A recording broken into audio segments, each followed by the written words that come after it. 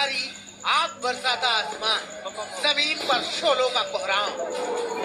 Israel की खामोश जमीन, ईरान के शहरों में जश्न की रात। लेबनान बगला ने मोर्चा खोल दिया। इजराइल ने नसरल्ला का नासूर मिटाया, तब तक पूरब से ईरान ने हमले कर दिए। ईरान का हिसाब अभी बाकी ही है कि दूर खाड़ी से यमन के हूती भी हुंकार भर रहे हैं। जंग के मैदान में घिरा इजराइल न डरा है न थमा है। लेबनान के अंदर 40 किलोमीटर तक घुसकर इजरायली सैनिक दहशत का खात्मा कर रहे हैं।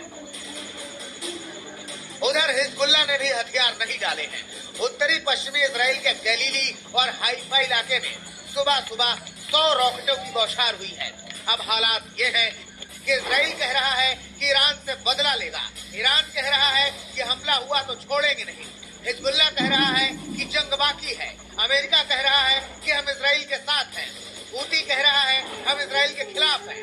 ब्रिटेन कह रहा है हम इजराइल के साथ हैं। איראן עשתה הערב טעות גדולה, והיא תשלם על כך.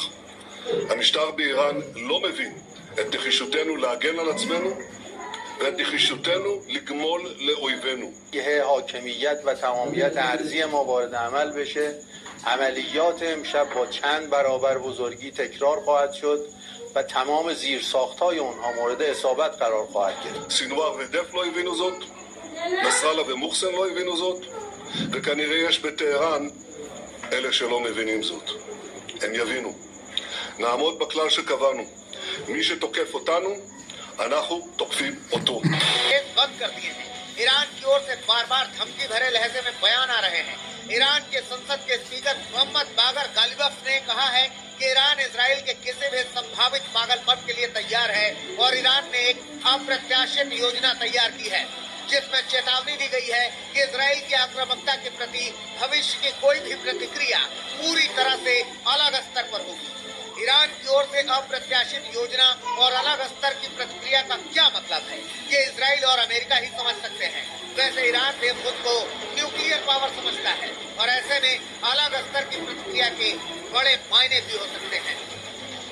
At my direction, the United States military actively supported the defense of Israel. The United States is fully supportive of Israel. We stand with Israel and we recognize her right to self-defense in the face of this aggression. एक तरफ Israel Iran से Khamenei सत्ता को पलटने का संकल्प ले चुका है, दूसरी तरफ अमेरिका ने खुलकर इजराइल का साथ देने का ऐलान कर दिया है। तो ईरान के सर्वोच्च नेता अयातुल्लाह अल खामनेई इस पूरे विवाद के पीछे अमेरिका और यूरोप को जिम्मेदार ठहराते नजर आते हैं।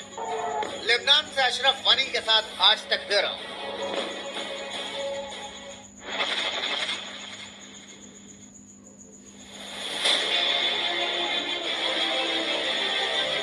इजराइल के अमेरिकी मदद से हमला नाकाम। क्या अब ईरान अमेरिका आमने सामने?